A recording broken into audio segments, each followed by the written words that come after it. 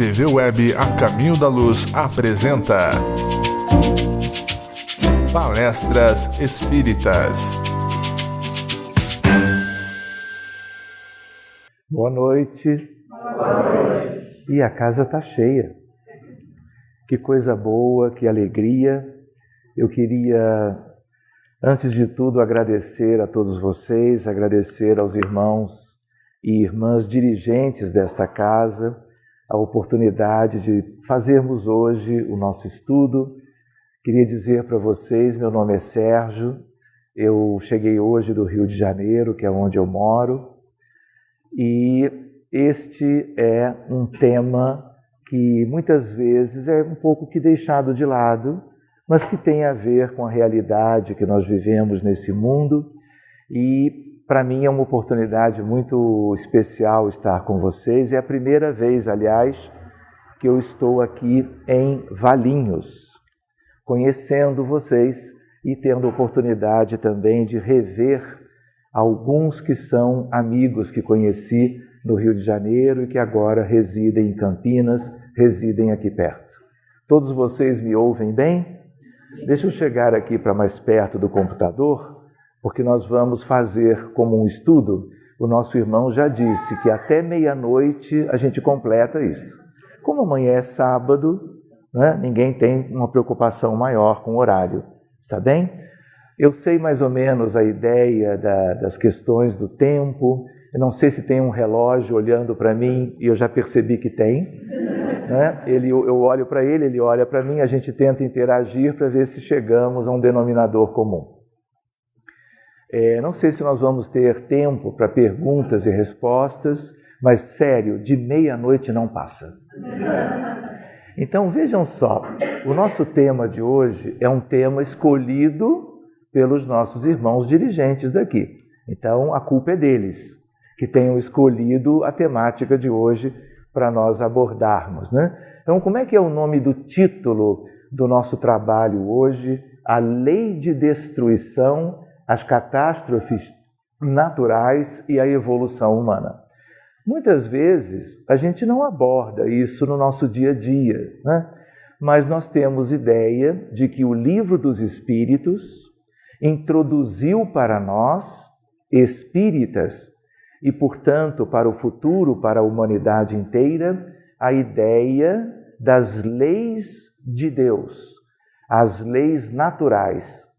E a espiritualidade, com o codificador, inseriu a ideia da lei de destruição. Muito bem, nós não gostamos nada disto, mas há uma noção que todos vocês têm, que as coisas frequentemente são destruídas, porque existem aspectos destrutíveis. E isso diz respeito a muitas coisas. Nós vamos encontrar a ideia, que é hoje muito ventilada, sobre transição planetária. Não é verdade? Às vezes a gente pensa que esse termo é um termo novo, porque há uma ideia de que a transição é algo, vamos dizer assim, dos dias atuais.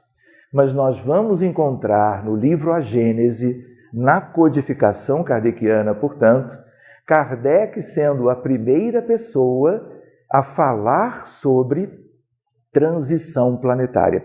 Esta expressão é kardeciana. E ali ele diz que haveria uma época em que certos espíritos iriam embora e seriam substituídos por espíritos melhores, havendo uma mudança que nós vamos, de certa maneira, analisar um pouco hoje também. A ideia de espíritos irem embora diz respeito a uma noção de transmigração, de exílio, de degredo. Irem embora não é irem para o mundo espiritual, porque ir para o mundo espiritual tem acontecido desde que a Terra existe, não é verdade? Nós todos somos egressos de lá e um dia retornaremos. Tanto quanto aqueles que hoje lá vivem virão naturalmente, e nós fazemos parte de um contexto, como vamos ver também, de bilhões e bilhões de almas ou espíritos humanos. A ideia de exílio é diferente. São tempos chegados de transição, porque se Allan Kardec falou sobre isto tem mais de 1,5 séculos, mas ainda é ontem, para as questões mais profundas e mais longínquas da evolução humana, tanto para o passado como para o futuro. Então não tem novidade aí, apenas uma ideia de que vivemos mais uma etapa, mais um processo que nos interessa de perto. Pois bem, nós também ligamos a ideia de destruição a coisas macroscópicas, a coisas que envolvem muitas pessoas, de tal maneira que nós entendemos que nós podemos encontrar a ideia de destruição de questões materiais. Não é assim? O espírito pode ser destruído, seja ele humano, seja ele subhumano, como o princípio espiritual dos animais. Ninguém toca nisto. Nós podemos ver as desencarnações coletivas, por exemplo, em função de catástrofes naturais muito sérias que sempre aconteceram e que agora talvez estejam como que ganhando proporções novas, mas o que pode ser destruído é um corpo perecível, feito de matéria densa e que na realidade é o que menos importa, a nossa vestimenta carnal transitória. Nada pode destruir a essência da vida, que é o espírito imortal, que é o que existe de mais importante na realidade do universo, para irmos além das fronteiras da própria Terra. Todos vocês ouviram falar de capela.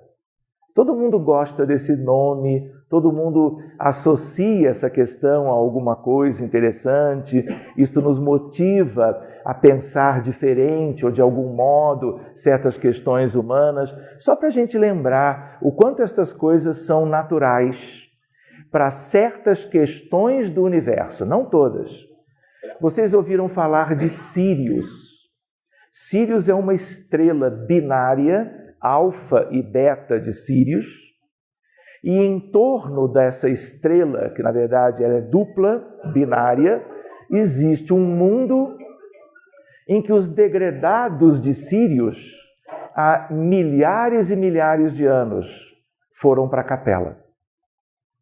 Muitos milênios depois, os capelinos, que obstaculizavam a evolução da maioria do orbe capelino, que tem a ver com outra estrela, mas é um orbe planetário, vieram para a Terra. Não é assim? Eu não sei quais de vocês de onde são, não é? Eu acho até que ninguém sabe, né? Ou pelo menos alguém pode supor, mas nós não temos certeza.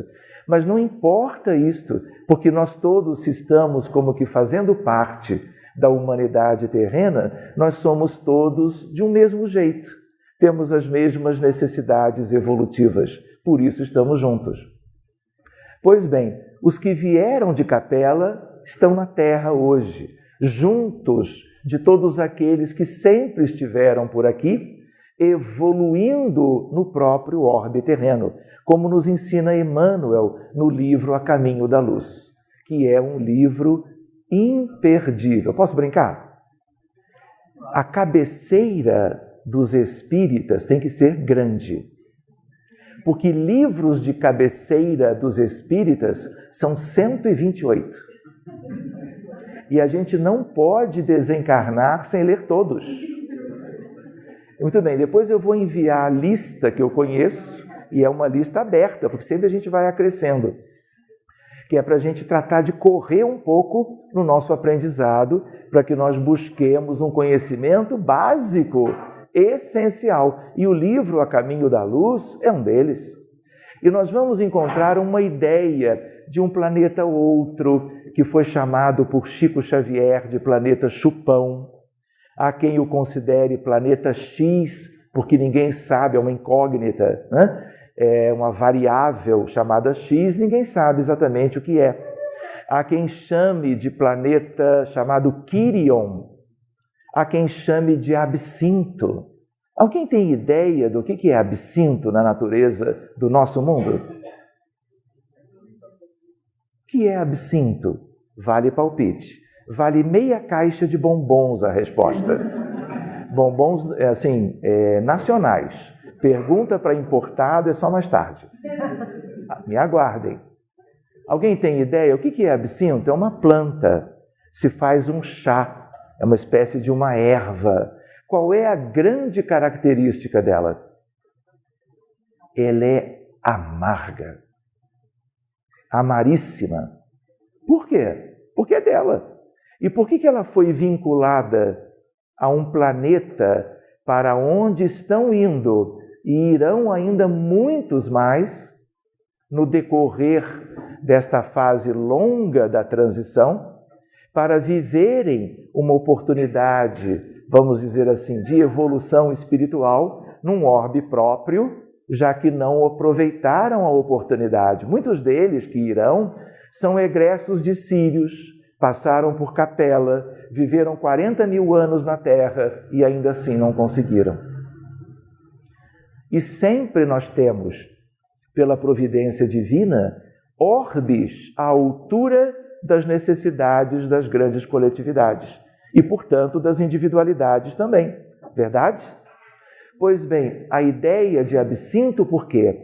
Porque ter que partir para rudes degredos de reeducação espiritual e moral é algo semelhante ao que aconteceu com os capelinos quando vieram para a Terra e viveram aqui dramas incomensuráveis e trouxeram grandes conhecimentos que tinham ali em Capela, mas tinham que viver os dramas, muitas vezes característicos de uma fase de primitividade do nosso mundo. Muitos, como está em A Caminho da Luz, evoluíram aqui tão rapidamente que renasceram uma vez, reencarnaram uma primeira oportunidade na Terra. E aí trataram, de apressar os passos do desenvolvimento moral. E conseguiram voltar para a Capela. E conseguiram, a gente brinca dizendo, tomar o bonde e seguir com ele andando, e estão em Capela até hoje. Um livro para nós examinarmos num seminário no futuro, 2017, 18 ou 19, chama-se As 7 Esferas da Terra. Ou dito de uma outra maneira, a realidade espiritual de um mundo de provas e expiações. As 7 Esferas da Terra é um livro publicado pela FEB há uma questão de 25 anos atrás. Um livro que não é mediúnico, e é um livro que trata de coisas que têm a ver com o nosso tema de hoje e outros aspectos mais. Mas fica a ideia, quem quiser já pode buscar e colocar na cabeceira. Mas não adianta ficar na cabeceira e não ler, senão é igual a estante de casa, que pode ter muitos livros, mas a gente só conhece pela borda e eventualmente pelo título. Nós temos que tomar isso para nós, não é verdade? Muito bem, sigamos adiante depois de umas breves palavras iniciais. Vamos seguindo adiante, mostrando uma ideia que está aqui. Esse planeta é o nosso. Esse planeta tem a ver com o sistema solar, e o sistema solar, como a gente aprendeu na escola, ele tem a ver com uma galáxia que se chama Via Láctea, viu? Não ofereci bombons, porque ela é muito fácil de responder. Muito bem, vocês têm ideia quantos sóis, quantas estrelas existem na contabilidade atual da nossa Via Láctea?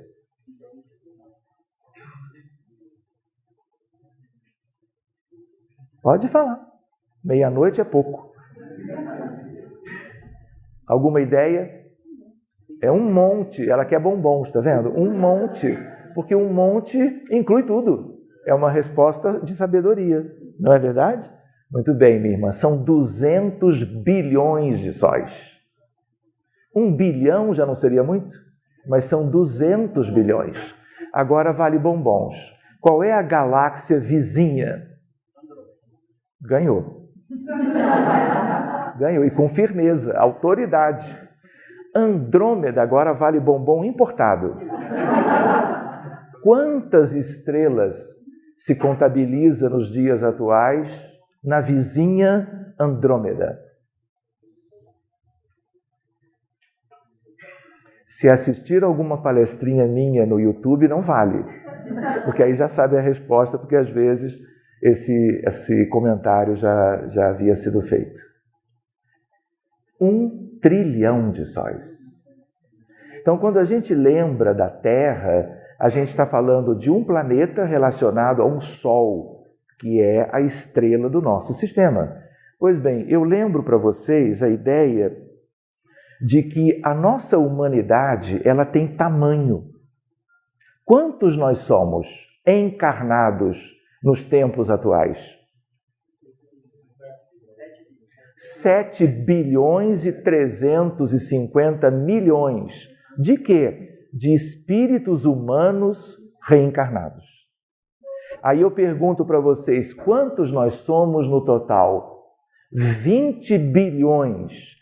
Portanto, se nós temos 7.300 do lado de cá, significa que os outros estão do lado de lá, óbvio. Porque se estão pertencendo ao orbe terreno, eles estão ali do outro lado da vida, no mundo espiritual. Esse é um estudo que tem a ver com o que nós citamos, a realidade espiritual do mundo de provas e expiações. Esses outros, quantos são? É só nós reduzirmos dos 20 bilhões aqueles que são os 13, na verdade os 7,3. E aí nós vamos encontrar 12,7. Ou seja, quase o dobro existe no mundo espiritual. Então a gente lembra, destruição pode existir tanto do lado de cá como do lado de lá. Talvez a gente não supusesse isto. Alguma coisa do mundo espiritual pode ser destruído? Pode. Como se pode edificar e construir, pode haver destruição. Por que mecanismo? Como que a gente pode entender destruição? Guerras existem do lado de cá. Não existem?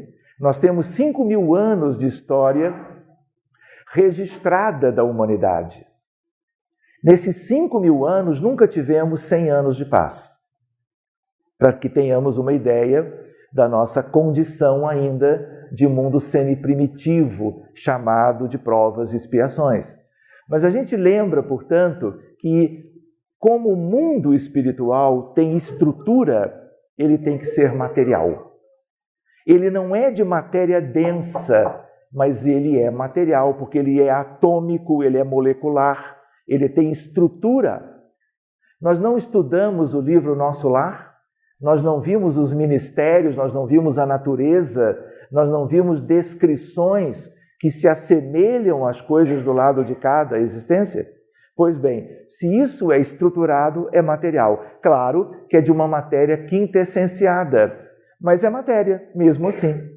Então, se existem guerras do lado de cá, vocês acham que elas são fomentadas apenas pelos que estão encarnados?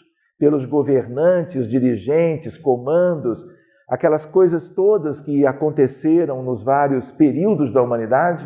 Não, elas também são deflagradas no mundo espiritual. Elas existem lá, claro que em realidades inferiores. E aí a gente lembra, como é que é isto? Quem é a nossa vizinhança que, quando as pessoas desencarnam e ficam em casa, desencarnam, mas não entendem e continuam no ambiente de trabalho, andando de metrô, por aí afora, né? Circulando nas ruas, na via pública. Que parte do mundo espiritual é esta? Eles estão desencarnados, não estão? O que é isto? É umbral. Que umbral? Médio. Por que a gente tem que adjetivar o umbral?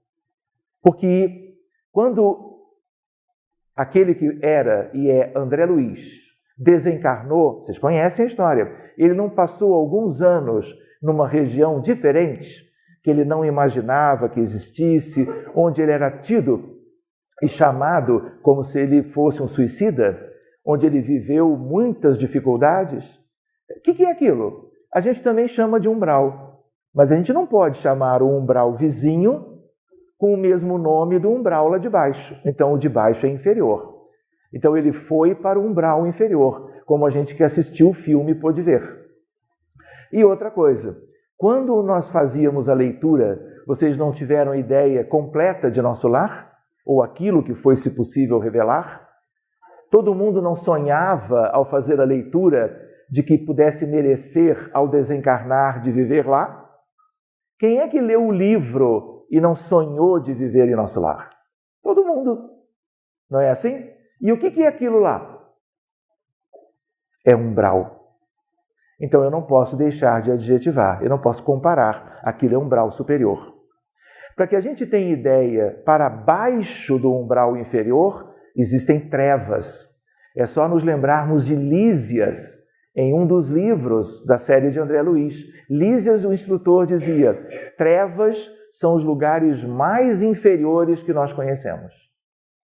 Então não é comparável a umbral inferior, porque a situação é completamente diferente. E para baixo do umbral inferior e das trevas ainda existem as zonas abissais. Mas isso é tema para 2019. Se a gente lembrar, existe um umbral superior. Exemplo, nosso lar e tantas outras colônias espalhadas pelo orbe inteiro. Para mais acima, o que nós temos? Uma esfera lindíssima chamada de arte, cultura e ciência. E aí é tema para nós desenvolvermos outro dia. Uma mais alta ainda, amor fraterno universal. E a gente já começa a considerar quem mora ou morava em tal ou qual esfera. Não é assim? Arte, cultura e ciência. Quem descobriu a vacina? Ciência. A vacina não é algo que beneficia desde então a humanidade inteira? Edward Jenner, da Inglaterra, da época da varíola, toma um material de uma bolha de um animal com varíola e sabe em quem que ele inocula isto? No filho. As crianças morriam de varíola na vizinhança. Edward Jenner traz um pensamento novo e descobre a vacina. Olha o benefício que isso tudo já causou à humanidade. Assim como tantos outros, mas essas reflexões a gente deixa para uma outra oportunidade. Mais alto do que isso, amor fraterno universal. E aí a gente começa a lembrar de alguns encarnados e alguns espíritos que possivelmente vieram dali. E a mais alta de todas, do governo da vida. Para a gente entender que quando a gente está como que reencarnados todos, nós nos aglomeramos na crosta. Mas quando nós estamos desencarnados ou quando nós estamos dormindo no desdobramento natural durante o sono físico, cada um tem o seu lugar. E a gente lembra, no meio do caminho está a crosta, onde vive o corpo físico e, portanto, nós encarnados. Muitos que renascem na terra vêm de baixo. Outros, mais escassamente, vêm do alto, estão descendo. Essas questões a gente examina numa outra ideia. Por que a gente lembrou disso?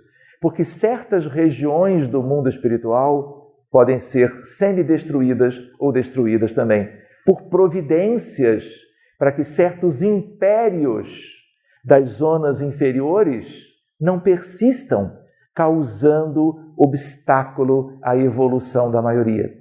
Quando a gente pensa em lei de destruição, a gente pode abrir um pouquinho a nossa ideia, pensando, claro, naquilo que hoje nos importa mais, que é a questão do mundo físico, onde nós vivemos as reencarnações. Mas no mundo espiritual, coisas análogas podem acontecer.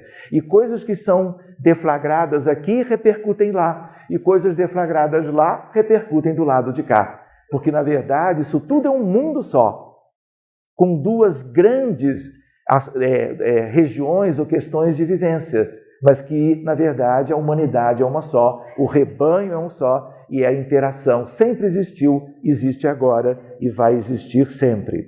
Vamos adiante. 7,3 bilhões de reencarnados e a ideia de 12,7 bilhões de desencarnados. Estamos aqui para quê? Reforma íntima, não é? Tão simples de se dizer, tão simples de se lembrar, mas um tanto mais difícil de se executar, de se realizar. Não tem sido assim? Se fosse mais fácil, nós já a teríamos feito e já não estaríamos mais vivendo aqui. Não é assim? Não dá para a gente pensar do seguinte modo: como é que nós sabemos que nós somos almas enfermas? Todos reunidos aqui. Porque nós temos corpo. Só tem corpo quem tem necessidade de cura das suas mazelas e imperfeições. Quem não tem mais essa necessidade já não reencarna. E então já não tem corpo. Pode estar até entre nós, nos ajudando o tempo inteiro, como Bezerra de Menezes, portanto, como um exemplo que todos os espíritas conhecem. Mas, ainda assim, está conosco, mas não vive as questões próprias da reencarnação humana. Só toma um corpo qualquer quem tem necessidades evolutivas. E a gente também lembra, onde há certo tipo de destruição para ensejar construções futuras, é um planeta ou uma humanidade no perfil ou com características de provas e expiações. Porque mais lá para o futuro, quando a humanidade terrestre avançar e viver aqui mesmo em parâmetros que nós ainda não conhecemos direito, nós não vamos ver o que nós vemos hoje, víamos em milênios lá para trás, e isso tudo será extinto, porque as necessidades quanto a isto cessarão. Sigamos adiante um pouquinho. Como é que a gente sabe a respeito de 20 bilhões? Livro de cabeceira. Como é que ele chama? Roteiro. Quem é o autor? O tio Emmanuel. Não é? E Emmanuel, no capítulo que se chama O Grande Educandário, vai falar da Terra. E ele, no primeiro parágrafo, ele fala este valor de 20 bilhões. Na verdade, ele diz mais de 20 bilhões. E a ideia qual é? Somos muitos e temos as mesmas necessidades, onde uma das questões, que é a questão da lei de destruição, existe. E pode existir também em tantos outros lugares, orbes, planetas, estrelas, humanidades e assim por diante. Nós não temos ainda ideia da amplidão do universo. Mas para vocês terem uma ideia, estrelas nascem, passam por períodos de infância, se tornam adolescentes, ganham a vida adulta. Essa vida adulta estelar pode durar incontáveis bilhões de anos, mas ela entra em senescência, mais cedo ou mais tarde, se torna em geral uma anã branca e mais adiante ela explode e devolve todo o material, vamos dizer assim, aos confins do universo, onde esse material vai dar ensejo a novas estrelas que nascerão depois. Para que a gente entenda que quase tudo na vida do universo é cíclico e passa por fases. E uma das fases, para coisas pequeninas e para coisas grandiosas, pode ser fase de destruição. Por isso ela é uma lei divina. E ela não é uma lei que se aplica em condições desfavoráveis, como as condições evolucionárias do planeta Terra, onde nós aqui compomos a sua humanidade. Isto é uma lei geral, por isso ela é uma lei divina. Portanto, tudo aquilo que possa vir a ser destruído será para promover a evolução de todas as coisas. O que existe no universo? Quando Allan Kardec pergunta para a espiritualidade, no Livro dos Espíritos, o que existe? Qual é a resposta do mundo espiritual? A indagação do codificador sobre isso. O que existe no universo? E aí eles respondem: espírito, matéria, Deus e fluido cósmico universal. E todas estas coisas passam por transformações. E a ideia de destruição é uma ideia que muitas vezes nos causa preocupação, pelas limitações que nós temos, por vivermos num mundo atrasado como a Terra, e a ideia do que está por vir, com a questão da transição planetária, o que mais nos espera em relação a tantas outras coisas que já existiram e que estão acontecendo no dia a dia das pessoas ao redor do mundo todo. Muito bem, quando vamos de volta ao Livro dos Espíritos, pergunta 728, a destruição é uma lei da natureza? O que a espiritualidade responde? É necessário que tudo se destrua. Olha a ênfase do mundo espiritual sobre isso. Ele engloba tudo para renascer e se regenerar. O que é transição? O que vem pela frente? Não é a etapa da regeneração? Não é assim?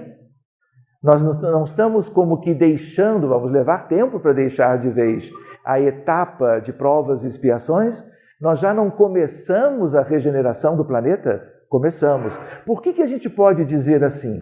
Vocês lembram? Abril de 2010, portanto, há meia dúzia de anos atrás, houve um evento em Brasília para se comemorar o centenário de nascimento de Francisco Cândido Xavier. E o ambiente tinha milhares de pessoas.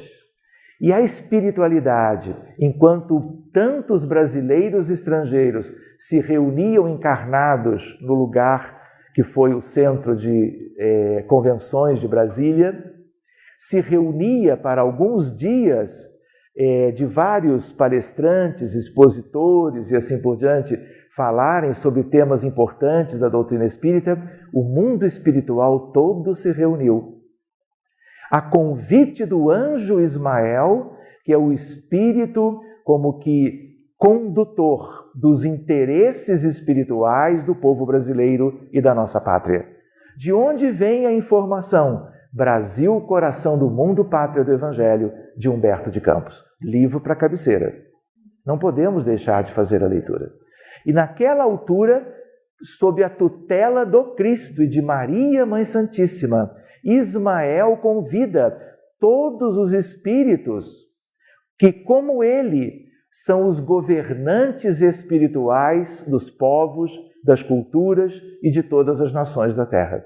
Todas estavam representadas.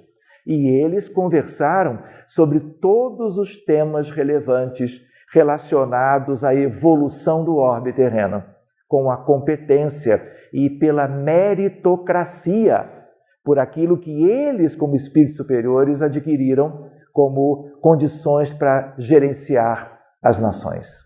E naquela altura, eles decidiram que aquela data, o abril de 2010, marcava no mundo maior, por eles próprios, signatários disso, a ideia de que a regeneração tinha início.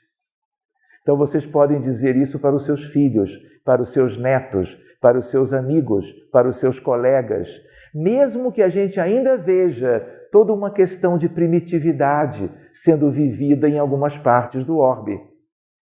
Na média, a espiritualidade já considera que a regeneração teve início. É um limiar, é uma aurora, mas ainda assim é um marco para nós guardarmos no coração. Outra coisa que a gente gostaria de lembrar, portanto, é a ideia de que a regeneração, ele já fala aqui, porque a destruição se relaciona com a regeneração, de um modo ou de outro.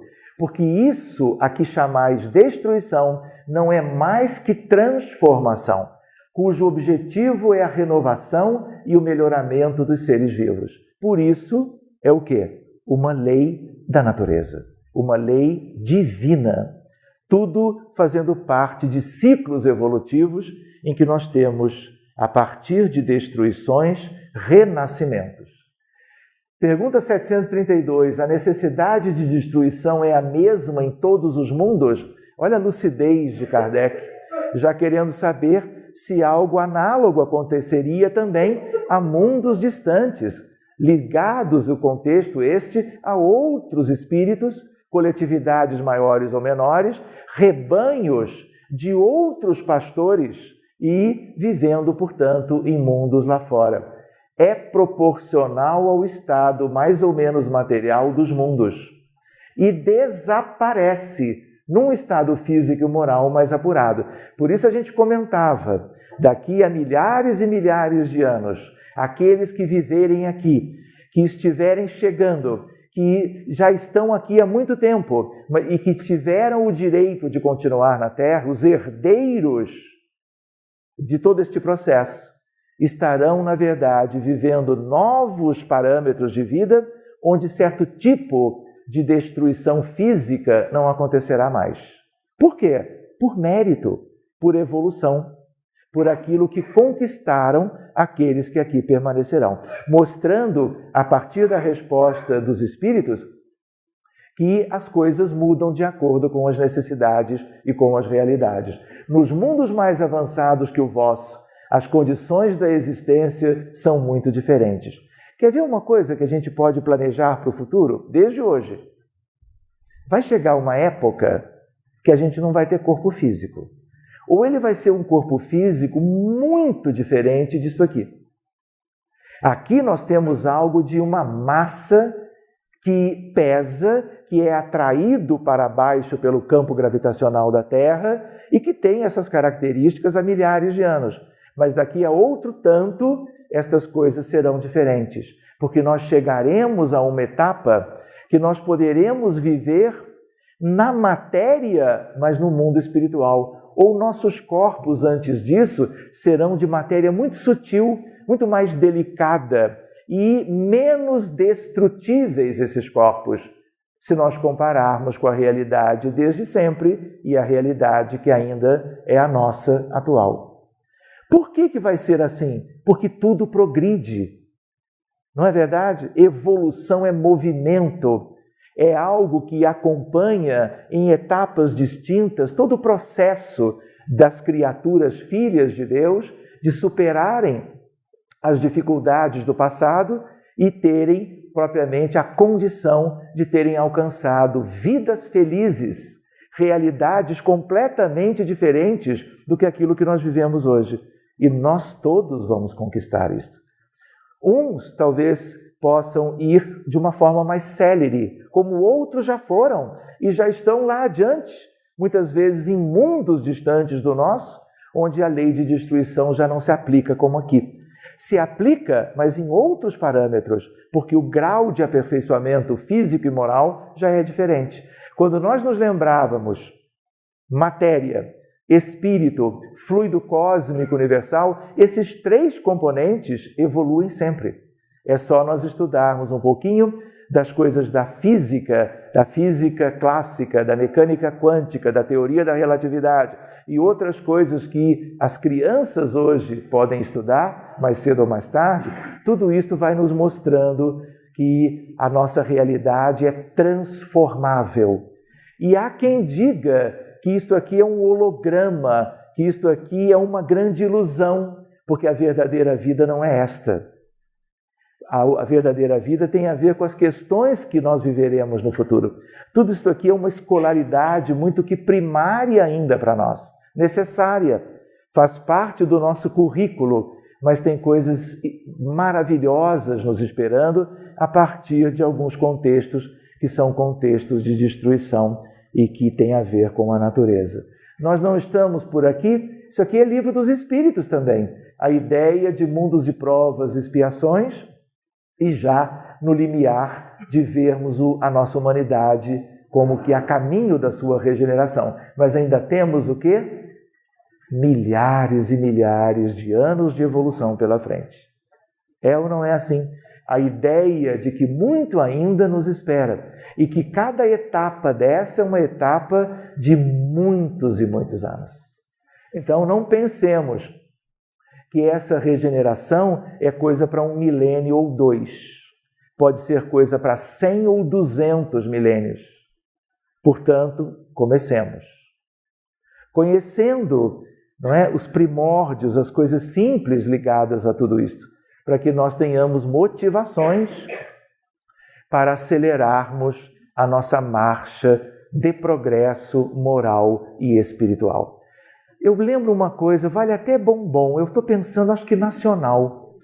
Qual é a frase mais conhecida, mais ouvida pelos benfeitores espirituais, a frase que é dita por aqueles que recém despertam e se dão conta da realidade espiritual da vida após a morte, ou da vida do além-túmulo, como também se diz. Qual é a frase que, ao se dar conta de como são as coisas do outro lado, quando a gente se dá conta das nossas imperfeições e dificuldades, o que é o que mais eles ouviram antes da codificação? André Luiz traz isso. Cabeceira, hein? Bom, vocês estão esperando eu oferecer bombom, né? Por isso que ninguém disse nada. Vamos para começar, bombons nacionais.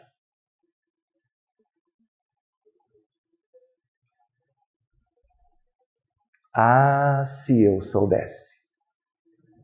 O quê? O que o Espiritismo nos mostra. Porque a ideia qual é? Se dar conta de tudo aquilo após a morte é uma coisa. Nós vamos ter o impacto disto, de novo, porque nós já morremos muitas vezes. Mas se nós sabemos agora, claro, a nossa responsabilidade aumenta muito. Mas saber agora não é bom? Isso não nos ajuda a imprimirmos uma velocidade diferente no nosso processo evolutivo? Não nos esforçarmos mais? Não cuidarmos mais daquilo que realmente importa? Se nós não sabíamos, nós temos essa justificativa. Então, olha lá, fica o recado. Vocês espíritas já sabem. Então, lá do outro lado, quando desencarnarem, aquela tal frase já não vale mais para espírita. Se alguém disser, ah, se eu soubesse, não vai faltar quem diga, você sabia. Senão a própria consciência, alguém ao seu lado dizer, olha, lembra quantos livros tinha na sua cabeceira? O que adiantou fazer a leitura e não incorporar o conhecimento e não se modificar e não alcançar certas questões próprias? Só para lembrar, em que a gente evolui? O espírito, onde estiver, em qualquer grau de evolução, ele precisa evoluir em dois grandes aspectos. Quais são? Alguém já começou a dizer. Existe uma asa do pássaro. É a asa do conhecimento. Alguns espíritos amigos dizem ciência universal. E a ciência universal é algo que nunca termina, sempre haverá algo, sem jamais chegarmos a Deus e ao conhecimento absoluto, mesmo que já tenhamos a oportunidade de sermos espíritos puros, vivendo num orbe daquela classificação como um orbe de pureza espiritual. Ainda assim teremos que evoluir na questão do conhecimento da ciência universal. E a outra asa qual é? A da bondade, a do amor fraterno, que é, vamos dizer assim, ainda muito pequena na nossa condição atual. Pois bem, a ideia qual é? Evolução espiritual tem a ver com estas coisas. E quando a gente vai tendo uma noção das questões da lei da natureza, das leis divinas, isso tudo nos ajuda para que amanhã a gente não diga de novo, ah, se eu soubesse. Há quem diga que de tanto escutarem essa frase, que gera e tem a ver com arrependimento. Não é assim? A gente já não transgrediu as leis de Deus tantas vezes no passado? Talvez o tenhamos feito ainda na vida atual, num particular ou noutro. Então, qual é a ideia? Termos um norteamento, termos um caminho reto, seguro, a inspirar as nossas decisões e a motivar uma evolução de um modo diferente do que nós fazíamos até então. Mas vamos seguir, senão 00:30 não será suficiente. Vamos lá. A ideia, portanto, de irmos na direção. Pergunta 733, a necessidade de destruição existirá sempre entre os homens na Terra? E aí ele diz, diminui entre os homens, já tínhamos comentado, era uma consequência também, entre os homens à medida que o espírito supera a matéria. É por isso que ao horror da destruição, vedes seguir-se o desenvolvimento intelectual e moral. Como se houvesse uma ideia de desconstrução. Destruição, desconstrução.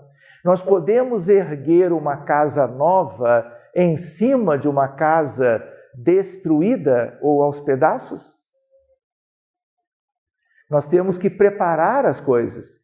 Então, se a casa nova vai ser erigida um dia, e é a casa nova que é uma questão emblemática e de fundo moral, nós temos que ver certas questões já não existindo mais, para que essa casa seja construída num local seguro e não seja mais passível de sofrer o mesmo tipo de destruição da casa anterior. Sigamos com a ideia. Vejam se esse é o nosso mundo ou eu errei preparando os slides. Olha lá, destruições comuns na Terra, físicas e morais.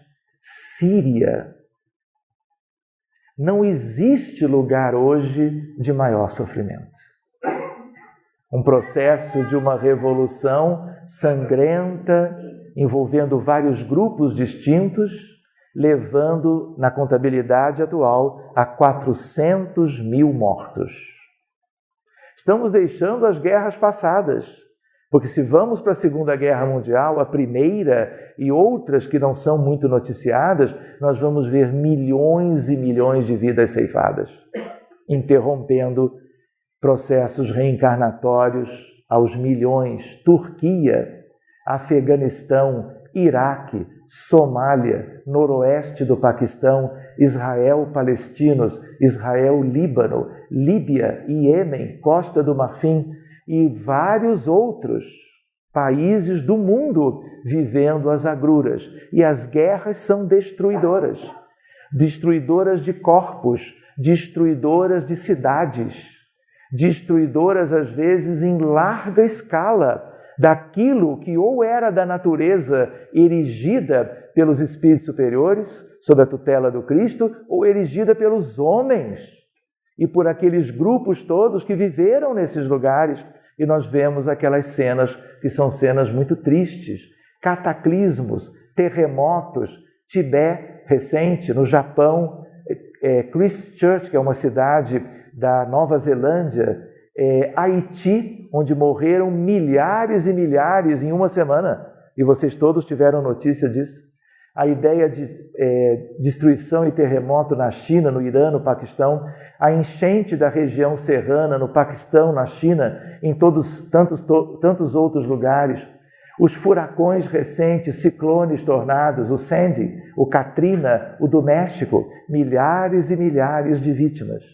Pois bem, epidemias, pandemias, toxicodependência, destruindo tantos e tantos organismos humanos, inicialmente sadios, e que tiveram que experimentar uma condição lamentável de, a partir de dramas da natureza, isto ir provocando desencarnações coletivas ou em massa. Isso tem a ver com o nosso tema? Claro, mas não pensemos jamais que, quando nós temos, por exemplo, Fukushima, no Japão, a partir de uma recente tsunami que acometeu uma usina nuclear, que os que desencarnaram ali vão embora da Terra ou vão viver o degredo. Uma coisa nada tem a ver com a outra. A ideia, muitas vezes, é, a partir de um drama que vitima tantos ao mesmo tempo, haver ali um processo kármico, claro, mas de término de um processo previsto na espiritualidade para a conclusão de certo ciclo da evolução daqueles envolvidos. Lembremos que aqueles que já foram, aqueles que estão indo agora, aqueles que irão de futuro no longo processo da chamada transição, são escolhidos por projetos e processos legais.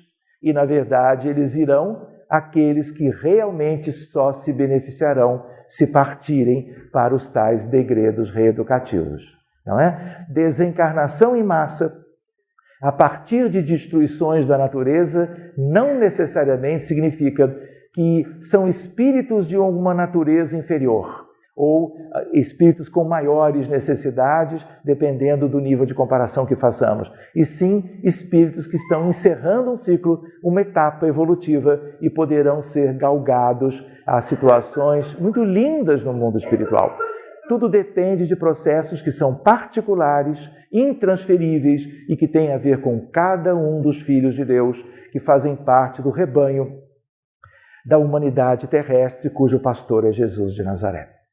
Muito bem, epidemias, pandemias, não vamos nem lembrar, né? Mas lembrando que isto pode ser uma preocupação geral. Violência urbana, a ideia de chacinas, tráfico de drogas, corrupção na política. Será que eu me enganei ao fazer os slides? A ideia de desvios morais e pedofilia e tantas outras coisas que são destrutivas de vários modos e que fazem parte da nossa realidade. Flagelos destruidores gerados pelo homem, guerras, invasões, revoluções sangrentas, genocídios, destruição da natureza e suas consequências diretas e indiretas, geradas pelo homem. Não existe a ideia da preocupação com a ecologia, com o aquecimento global, com a ideia da camada de ozônio, tudo isso é nosso, responsabilidade individual e coletiva. E nós temos destruído a natureza. Nós não contabilizamos a ideia de destruição da floresta amazônica, por exemplo. Isso é obra de quem? Do homem, imperfeito, não é, na sua ganância, fruto do seu egoísmo e do seu orgulho. Mas isso é uma outra questão. Mas existem outros gerados pela natureza, espontaneamente. Terremotos, furacões, tsunamis, tornados, ciclones, secas e enchentes. Se nós arrolarmos isso, nós vamos ver quanta destruição ao longo dos séculos, de um modo geral, e fenômenos tão atuais, tudo isto graçando na humanidade, a mesma que nós todos vivemos o nosso dia a dia já há algum tempo. As imagens que nós podemos buscar são imagens muito tristes, ligadas à primitividade do orbe terreno. Tudo isto é atual e tem a ver com a ideia da destruição promovida por guerras, por terremotos e questões geradas, em parte, por nós mesmos. Há uma ideia, né, de uma possibilidade de destruição a partir de aumento do nível dos oceanos e dos mares. Essas possibilidades existem, mas não nos esqueçamos jamais. O espírito é intocável. O resto é matéria, é transitório, é vestimenta e tem o seu caráter relativo. Vamos adiante um pouquinho, lembrando algumas coisas. Com que fim Deus castiga a humanidade com flagelos destruidores? Livro dos Espíritos, está lá. Para fazê-la avançar mais depressa. Olha que coisa curiosa. Para acelerar a marcha do progresso. Não dissemos que a destruição é necessária para a regeneração moral dos espíritos, que adquirem em cada nova existência um novo grau de perfeição? E necessário ver o fim para apreciar os resultados. Só julgais essas coisas do nosso ponto de vista pessoal e as chamais de flagelos por causa dos prejuízos que vos causam. Mas esses transtornos são frequentemente necessários para fazer com que as coisas cheguem mais prontamente a uma ordem melhor, realizando-se em alguns anos o que necessitaria de muitos séculos. Por isso, lei de destruição é lei divina. Senão não o seria. É algo para nós, por nós, apesar de poder gerar, muitas vezes, algum sofrimento transitório. E a espiritualidade nos ajuda na codificação quanto a tudo isso. Deus não poderia... Olha o tio Kardec, que bonitinho. Olha o que ele pergunta. Deus não poderia empregar para melhorar a humanidade outros meios que não os flagelos destruidores? Porque ele também tinha, à época, o mesmo sentimento que nós temos. Não podia ser diferente? Precisa ser assim? Imaginando, por exemplo, o que aconteceu na capital do Haiti, a questão de um punhado de anos atrás, em que quase toda a capital foi destruída e as pessoas desencarnaram soterradas e em condições de tanto sofrimento e estão a todo esse tempo procurando reerguer a capital? Pois bem, sim, e diariamente os emprega, pois deu a cada um os meios de progredir pelo conhecimento do bem e do mal. E o homem que não os aproveita, então é necessário castigá-lo em seu orgulho e fazê-lo sentir a própria fraqueza. Olha que delicado isto. Como se essas coisas assim de força tivessem um caráter educativo também para nós. E se a espiritualidade fez assim, e se Allan Kardec, na verdade, teve estas coisas como resposta, nós também temos que examinar isso de perto. Nesses flagelos, porém, o homem de bem sucumbe como os perversos. Isto é justo? Ele não deixou de fazer as perguntas mais pertinentes em toda a codificação, a começar, claro, pelo Livro dos Espíritos. Durante a vida, o homem relaciona tudo a seu corpo. Mas, após a morte, pensa de outra maneira. Como já dissemos, a vida do corpo é um quase nada. 1 século do vosso mundo é um relâmpago na eternidade. A gente não vê assim. Ah, mas você é espírita e não vê? Não, a gente não consegue. A gente tende a valorizar muito as questões do corpo físico. A nossa visão do mundo é uma visão a partir do corpo físico e do corpo onde nós estamos como que reencarnados com ele, percebendo a natureza e as coisas que aqui acontecem com tantas limitações. Mas ele está nos dizendo outra coisa. Os sofrimentos que duram alguns dos vossos meses ou dias, nada são. E a gente pensa, poxa, mas eu passei por uma doença grave, tive um câncer, tive que fazer 2 cirurgias, tive que fazer quimioterapia, radioterapia, fiquei de um jeito muito comprometido, não é? Quantas pessoas vivem o drama oncológico ao redor do mundo a cada ano? E nós não valorizamos muito porque isso nos causa limitações, impedimentos, sofrimento físico, dificuldades na família, problemas econômicos em decorrência das limitações para quanto ao trabalho, e a espiritualidade na codificação já nos dizendo, olha, tudo bem, é muito importante tudo isso, é um processo de evolução espiritual de cada um de nós, mas ainda assim, eles nos dizem que tudo isso que nós temos valorizado tanto, ele chega a dizer, nada são. Apenas um ensinamento que vos servirá no futuro. Os espíritos que pré-existem e sobrevivem a tudo, eis o mundo real. Então, nós estamos vivendo o mundo das ilusões.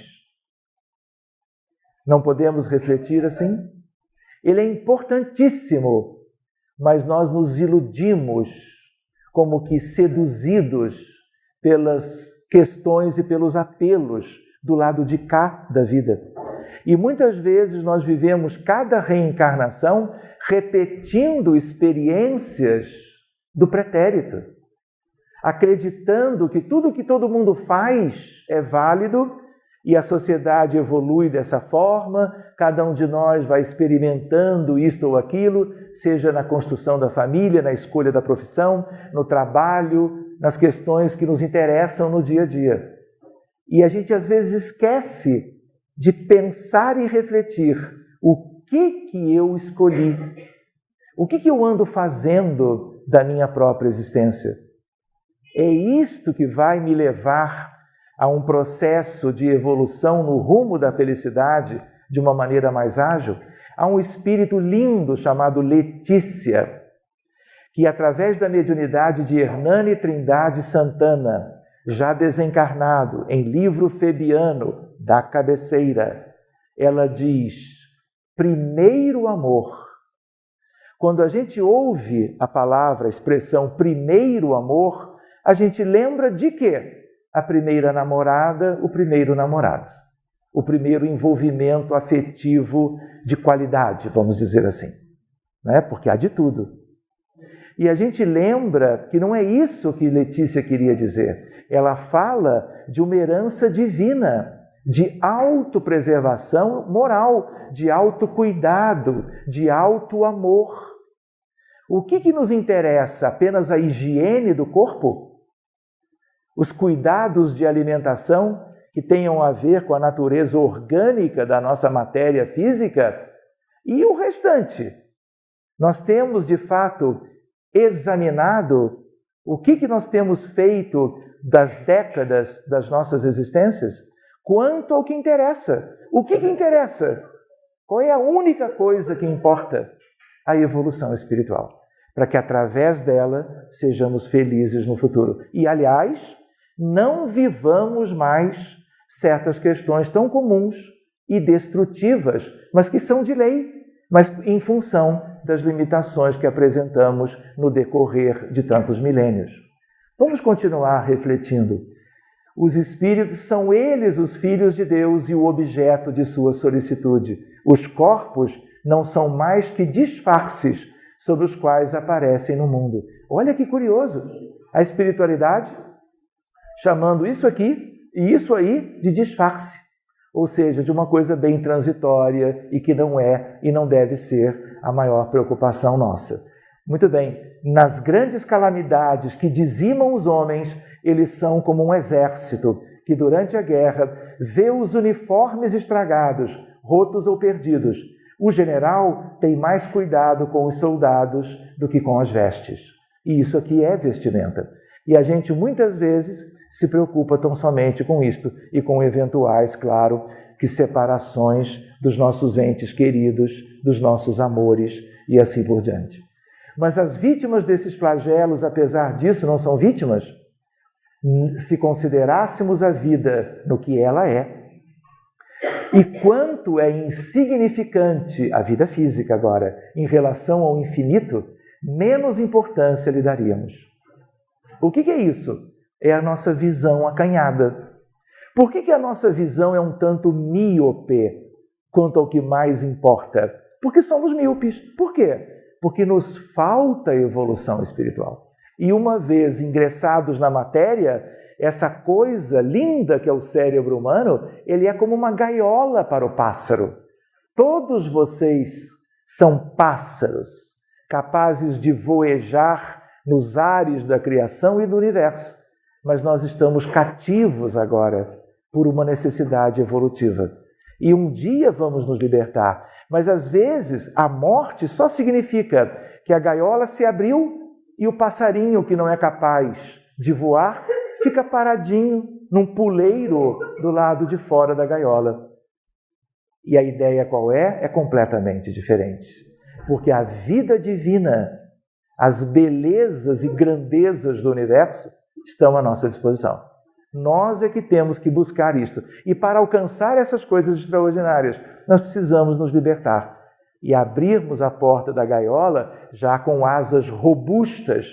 Quais são as duas asas? Ciência universal, bondade, amor e o conjunto, a sabedoria que os espíritos conquistam ao longo da sua evolução. Essas vítimas terão noutra existência uma larga compensação para os seus sofrimentos, se souberem suportá-los sem revolta, sem queixumes, sem lamentações. Comentário de Kardec. Quer a morte se verifique por um flagelo ou por uma causa ordinária, envelhecimento, doença crônica, não se pode escapar a ela quando soa a hora da partida. A única diferença é que no primeiro caso, quando ela é por flagelo, parte um grande número ao mesmo tempo. Um acidente de avião, com 250 pessoas a bordo.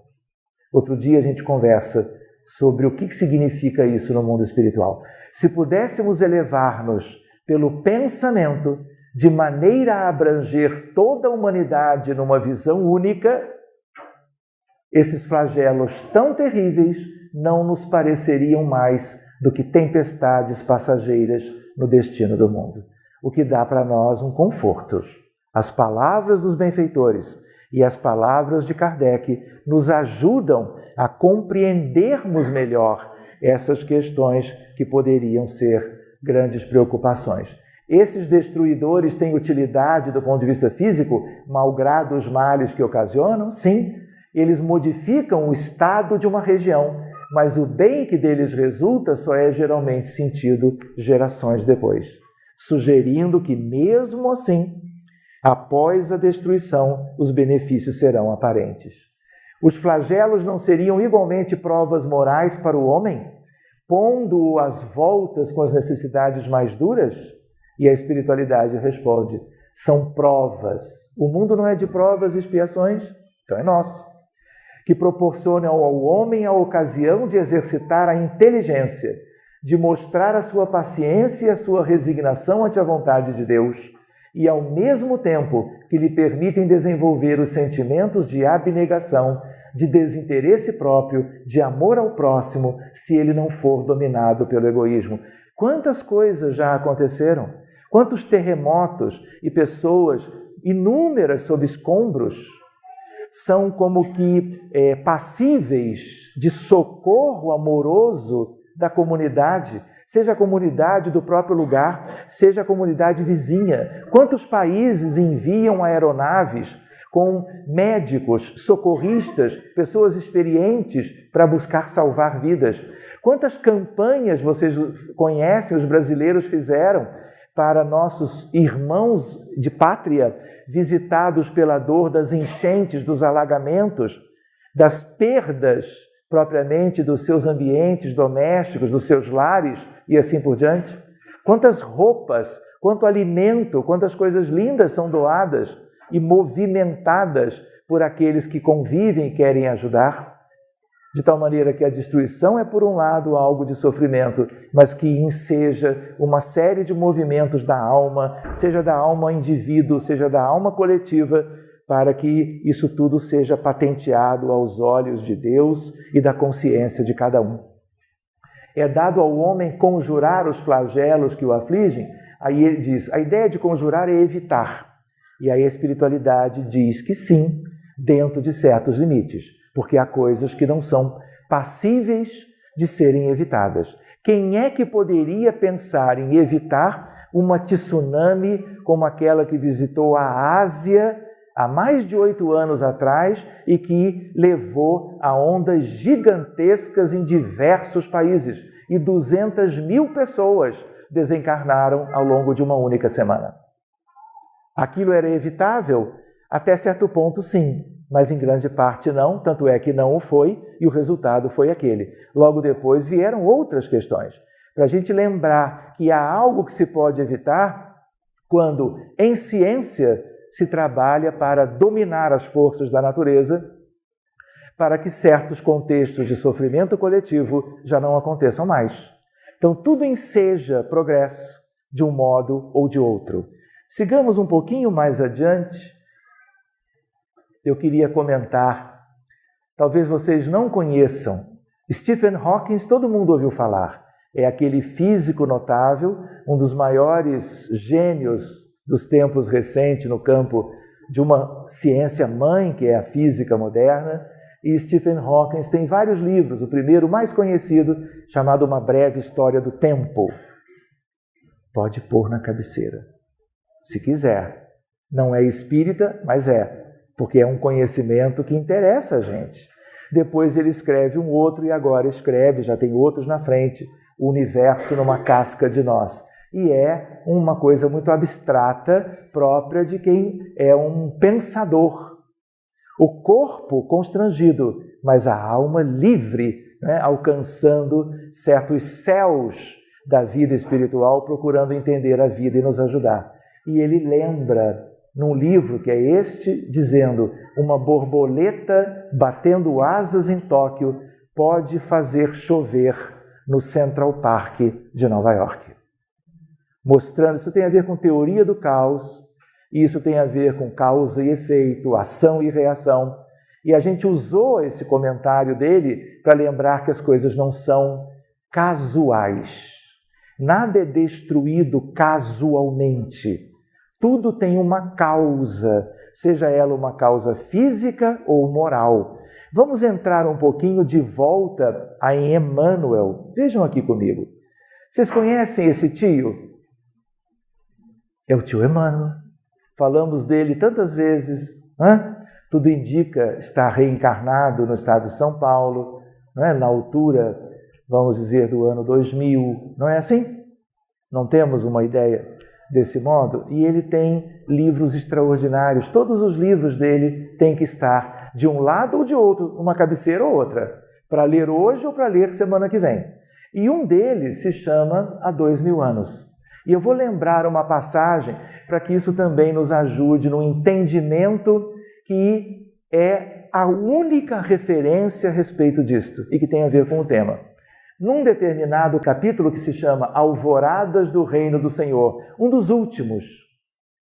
Vocês lembram de Lívia? Quem leu há 2000 anos? Pode levantar. Ai, ai, ai. Olha, são 128. Então, assim, podem ler primeiro há 2000 anos. Põe ele lá em cima da lista. A lista de vocês vai lá até o teto. Mas que seja lá em cima. Aí vocês pegam 2 escadas para pegar há 2000 anos lá em cima e conhecer a história de Lívia. A história de Públio Lentulus, que vem a ser Emmanuel, o próprio autor da obra em questão. Vocês lembram que Lívia tinha propriamente uma determinada condição na sociedade da época? E não era uma época de perseguição aos cristãos? Vocês lembram da empregada, da ama chamada Ana? Ana não era da condição social de Lívia. E Lívia sabia que Ana seria morta no circo romano por não ter a proteção que a família de Lívia e a própria Lívia tinham. Vocês lembram o que ela faz? O que ela faz? Lívia faz. Ela troca de roupa com a criada. E aí o que acontece? Aqueles que vieram buscar Ana tomam Lívia e a levam para o circo romano. Com que objetivo? A morte. A partir da participação dos leões vorazes. E o que acontece com Lívia? A sua criada sobrevive. E Lívia desencarna. Mas antes que a pata do leão faminto pudesse tocar a região anterior do tórax de Lívia, porque ela não tinha razões para sofrer aquilo fisicamente, ela é retirada do corpo. Ah, mas pode morrer sem o leão tocar? Não, ele tocou, mas ele não causou nenhum impacto. A espiritualidade, pelo mérito de Lívia, pela grandeza desse espírito, a retira do corpo. A espiritualidade pode fazer isso? Havendo necessidade, condições de merecimento? Sim, é um fato extraordinário, mas ele existe. Agora vale bombom importado. Eu deixei bem aqui para o fim. Quem é que vem buscar Lívia nos braços? A partir, vamos dizer, da ruptura do cordão fluídico que liga qualquer um espírito encarnado ao seu corpo. E também era o caso óbvio de Lívia. Quem é que faz isto?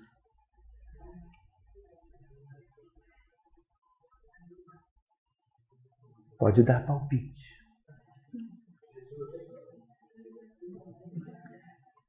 Era para levá-la a Jesus. Mas Jesus não podia descer tanto naquela altura.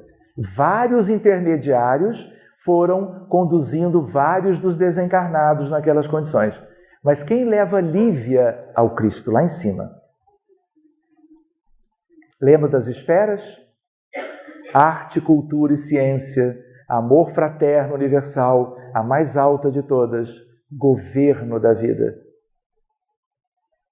Quem leva Lívia? Lembra que Públio Lentulus, que é Emmanuel, continuara encarnado. Ele fica viúvo por essa ocasião, como está no livro. Chama-se Simeão. Vocês lembram de Simeão? Vocês lembram de um senhor já idoso que visita a estrebaria E ele, quando vê o menino Jesus, ou Jesus na forma de uma criança, nos braços de Maria, ele percebe todo aquele magnetismo próprio daquelas condições e ele diz: eu já posso morrer, pois eu já vi a salvação. Ele teve a certeza de que aquele que era o Messias prometido e revelado a promessa por todos os profetas do judaísmo até então, estava presente no nosso mundo. E aí ele descansa como Espírito Superior. Jesus já veio, tudo está consumado e ele já não tem mais motivos para estar ali com qualquer preocupação. É Simeão que faz isso. Todos e vários outros espíritos trouxeram outras vítimas ao encontro de Jesus. Vocês têm lembrança desse encontro? Jesus esperando pelas vítimas no Coliseu, no circo romano, desencarnados a partir da condição dos leões vorazes e famintos. Vamos ver uma questão para nós analisarmos. A última de hoje. Vejam só, agora é Jesus falando com todos, incluindo Lívia. Olha a condição de Lívia. Sim, amados meus, porque dia chegará no qual todas as mentiras humanas hão de ser confundidas pela claridade das revelações do céu. Quando a gente lê essa frase foi dita, olha o título do livro, há 2000 anos. Mas esta obra foi escrita há um punhado de décadas atrás. Emmanuel, o autor do livro, acessando os registros históricos de há 2000 anos. E ele tendo sido, tanto quanto Lívia, um dos protagonistas de toda uma história que tem a ver com a nossa humanidade. Pois bem, quando a gente lê essa frase, o que Jesus quer dizer? O que vem como uma claridade das revelações do céu? O que hoje a gente pode ler a obra e vincular essa frase? Quem é a doutrina reveladora das verdades que nós precisamos conhecer? Quem é o espírito da verdade, ou de verdade, ou verdade, que está, vamos dizer assim, nas entranhas do processo da codificação kardeciana?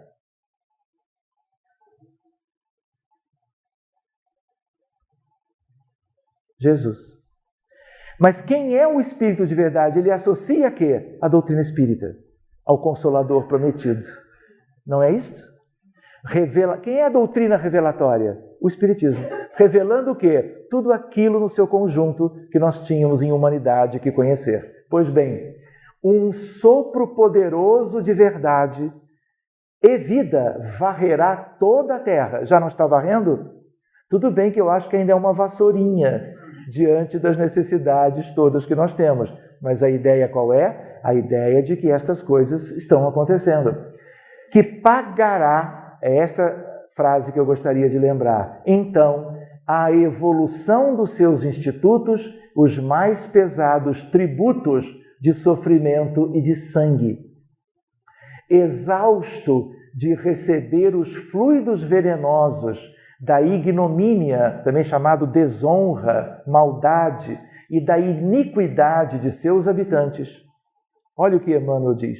O próprio planeta protestará contra a impenitência dos homens, rasgando as entranhas em dolorosos cataclismos. Então, quando a gente trabalha a ideia de placas tectônicas que se movimentam nas profundezas e justificam terremotos e tsunamis quando os terremotos acontecem no mar, nos oceanos, é uma ideia que nós precisamos aprimorar.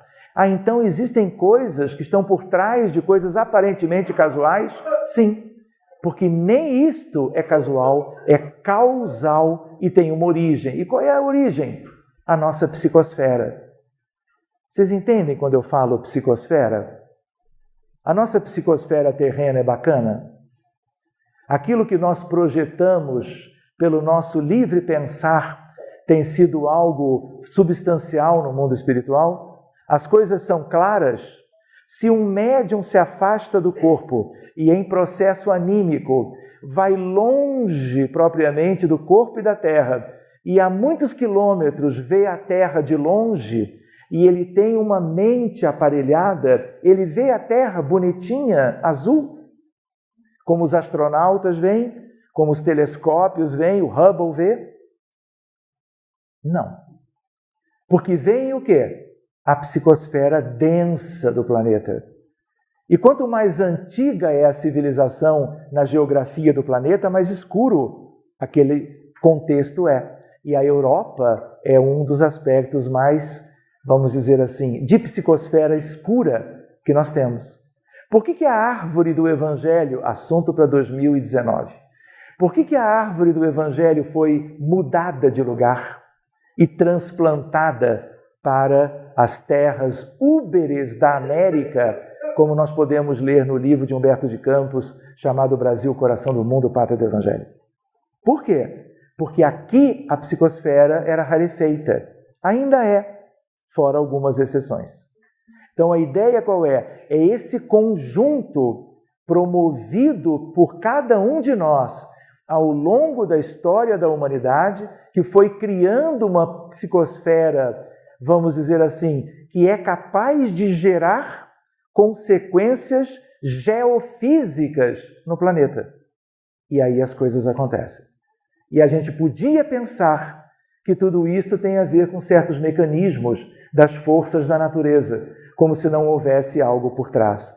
Então quer dizer que certas coisas não aconteceriam aqui na Terra, que tem as mesmas placas tectônicas, por exemplo, se a humanidade fosse de outro perfil? Sim, é uma conclusão. Então isso traz para nós o quê? Responsabilidade. E olha lá, ele continua. Vocês entenderam a frase? Rasgando as entranhas, a ideia do próprio planeta protestando quanto ao que nós estamos fazendo ao longo dos milênios aqui. As impiedades terrestres formarão pesadas nuvens de dor que rebentarão no instante oportuno em tempestades de lágrimas na face escura da terra. E então, das claridades da minha misericórdia. Vejam que coisa extraordinária, nós estamos lendo uma fala do Cristo há 2000 anos para Lívia e para um sem número de espíritos preparados para, naquela altura, escutarem diretamente dele o que estavam escutando. E então, da minha misericórdia, contemplarei meu rebanho desditoso. Desdita é o quê? Infelicidade. Meu rebanho infeliz, e direi como os meus emissários: ó Jerusalém, Jerusalém. Tipo, o que vocês fizeram de vocês mesmos? O que vocês fizeram do mundo que eu ajudei a construir? Para vocês, o meu rebanho. Mas nosso Pai, que é a sagrada expressão de todo o amor e sabedoria, não quer que se perca uma só de suas criaturas transviadas nas tenebrosas sendas da impiedade. E ele continua, para nós terminarmos. Trabalharemos com amor na oficina dos séculos por vindouros. Reorganizaremos todos os elementos destruídos. Examinaremos detidamente todas as ruínas, buscando o material passível de novo aproveitamento. E quando as instituições terrestres reajustarem a sua vida na fraternidade e no bem, na paz e na justiça, depois da seleção natural dos espíritos e dentro das convulsões renovadoras da vida planetária, organizaremos para o mundo um novo ciclo evolutivo, consolidando com as divinas verdades do Consolador, leia-se o Evangelho de Jesus, especialmente à luz do Espiritismo, os progressos definitivos do homem espiritual. E o homem espiritual não estará mais sujeito ao que nós ainda estamos hoje. A ideia, portanto, quando ele fala de novo em Consolador, a gente lembra, nós espíritas hoje temos a honra de termos esta literatura para abastecermos as nossas almas de um conhecimento diferente. Mas o que nós temos agora é para o mundo todo. E nós também temos que trabalhar para que estas questões sejam ventiladas mundo afora, onde o Espiritismo ainda não conseguiu chegar. Isso é responsabilidade nossa. Nós vamos, no Brasil, egressos de tantas outras pátrias. Nós vamos fazendo um curso prolongado de doutrina espírita, reencarnando no movimento espírita 1, 2 ou 3 vezes. Não para sabermos doutrina espírita, para fazermos uma palestra ou outra, ou para dialogarmos sobre ela com nossos companheiros, mas termos a doutrina espírita aonde? Onde importa que ela esteja. Nós podemos fazer parte do movimento espírita, frequentarmos as palestras públicas durante anos ou décadas, mas isso pode ser só uma questão externa. E a ideia qual é? Só não podemos falar depois, se eu soubesse. Mas nós temos que trazer para dentro para que nós nos modifiquemos e sejamos melhores no decorrer dessa existência do que temos sido na longa romagem dos nossos espíritos pelas estradas empoeiradas deste orbe chamado Terra. Ele continua, a voz do Mestre. Vocês imaginem esse diálogo? Vocês imaginem vocês levados por benfeitores espirituais do tipo de Simeão para escutarem de perto a voz de Jesus? Vocês imaginam o magnetismo, a luz deste encontro? Pois bem, parecia encher os âmbitos do próprio infinito, como se ele, o Cristo, a lançasse, qual baliza divina do seu amor, no ilimitado do espaço e do tempo, no seio radioso da eternidade. Isso, vamos deixar. Meus amigos, o tempo passou. Olhando para o relógio, ele volta e olha para nós, e aí eu olho para vocês e imagino que a gente precise ir concluindo a nossa pequena tarefa, o nosso pequeno estudo. Que isso possa ter sido útil para nós lembrarmos, recordarmos algumas questões pertinentes a nós. Nunca esquecendo que somos almas acariciadas pelas luzes do infinito. Somos almas irmãs, somos almas amigas. Espíritas, somos todos de uma mesma família. Mesmo que vindos de comunidades diferentes, nos reunimos no Brasil. E que tudo que é espiritualidade em nome do Senhor como que promoveu e concentrou aqui, nós possamos absorver e tratar de fazer aquilo que nos cabe com cada um de nós. E é inevitável, na medida que fazemos por nós, aquele tal do amor que vai se desenvolvendo e vai permitindo que nos cuidemos naquilo que mais interessa, é inevitável que cuidemos uns dos outros.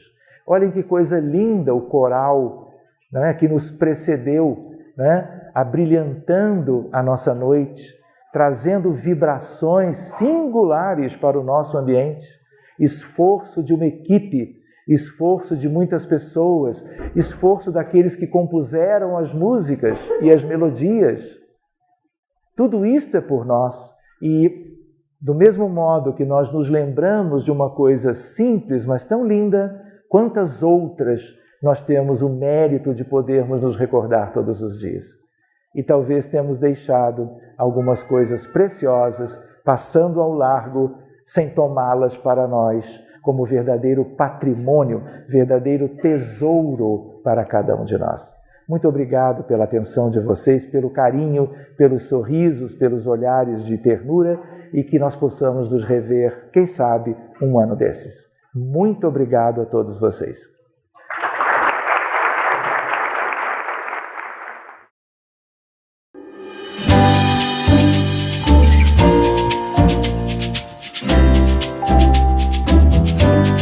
A TV Web A Caminho da Luz apresentou Palestras Espíritas.